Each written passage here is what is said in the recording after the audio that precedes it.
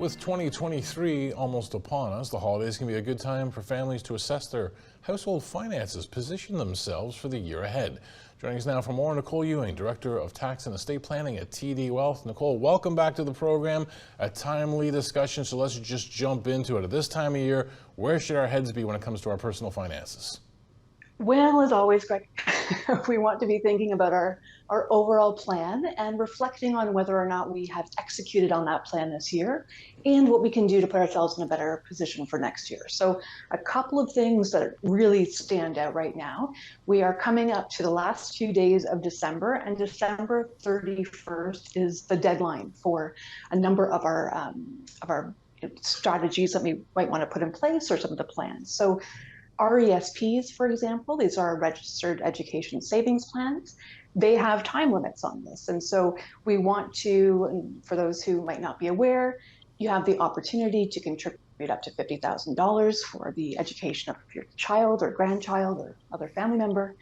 And there are government grants that come along with that. So we make our contributions each year, and the government will match or give us a grant up to 20% of $2,500. So if you have not yet contributed to your $2,500 minimum this year, I recommend going ahead and doing that. If the beneficiary that we're talking about is turned 15 this year, that's a really critical date. So if they haven't created a plan before now, 15 is the year that you need to make a contribution in order to get those grants at play. If you are 17, if they turn 17 this year, then December 31st is going to be the last opportunity again to get that grant in place. So just thinking about what you might want to do there. And then on the withdrawal side, you want to reflect on what your beneficiary's income is for the year. So if they are in school and you're accessing some of these funds, you want to see if there's an opportunity to pull out as much income as you can from the education assistance amounts, and ensure that those are taxed in the lower rate of the beneficiary. So December 31st are a key date for RESPs. Other things, as we know, deadlines for TFSAs, the end of the year, December 31st, you can get your money in, and that will trigger again in January 1st with an additional amount. Tax loss selling, right? December 31st is the deadline for that. So a number of things we want to be thinking about. When it comes to the tax-free savings account, I want to dig a little deeper because perhaps people who haven't availed themselves of that vehicle are sometimes confused by the name savings account. It's much more than that, and sometimes don't realize what contribution room that they might have, particularly if they have never used the vehicle. Yes, no, it's an incredible opportunity, really, frankly, one of the best we have in Canada to grow our savings and grow our investments. And it is tax-free savings account, but it's intended to be used for both short-term and long-term goals. And we have the opportunity to invest in securities, ETFs, all those sorts of money-making vehicles, and you have then the opportunity to have that income growing tax-free in the account. And when you pull that money out, it is also tax-free. So quite significant.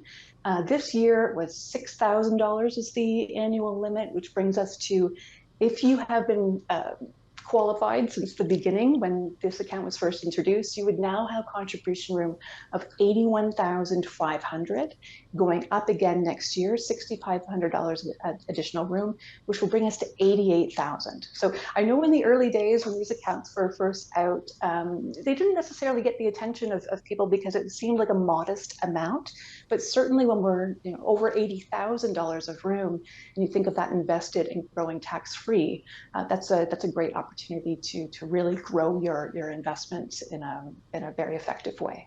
This is also the time of year, of course, when you think about charitable giving. If you've been doing well, then pass it along. Do we have some deadlines for tax purposes on that front? We do. So December 31st is the deadline for charitable donations as well. Now be mindful that when we come up to the end of the year, if you are thinking about contributing securities, which again is a very tax-effective way of making a charitable donation, you'll want to be reaching out to those charities very, very quickly because they do have time frames in place where they're able to accommodate the transfer in of those securities in kind, and we're really pushing up against it, may have missed that mark, but certainly will worthwhile to reach out, contact those charities directly, and see if that's still an option. And otherwise, we can make our charitable donations right up till December 31st, but I wouldn't recommend leaving it that late. Do it today. You mentioned tax loss selling as well. Obviously, this has been a year where people may have some losses in their portfolio based on the performance of the broader markets. What do we need to be mindful of there as we tick down to 2023? Well, again, December 31st is going to be our limit to crystallize our losses for this tax year. So we want to, again, be mindful of yes, December 31st is the deadline for tax purposes, but we need to give our institutions the time to settle those trades and to make sure that they've gone through. So December 28th, very, very, very last minute to get your losses, or to get your securities sold and get those moving so that they can settle by the end of the year.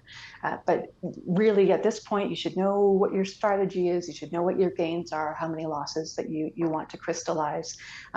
Keeping in mind, again, that if you engage in that type of selling, you want to be mindful of the superficial loss rules, not repurchasing that same security within 30 days. But we can look at that again in January and either buy that same security, or you can now, if you sell a security, you can buy a similar security within that 30 days and still be safe. But again, December 28th, very, very last possible minute for this. And I would encourage our viewers to really think about that today. Again, today's the deadline for everything, according to Nicole.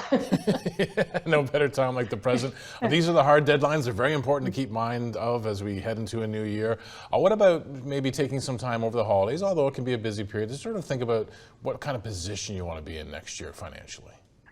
This is where we really need to reflect. And this has been a challenging year for a lot of people, a lot of kind of unexpected, extra expenses, perhaps higher payments on our debts. And we want to put ourselves in as best a position as possible going into the new year.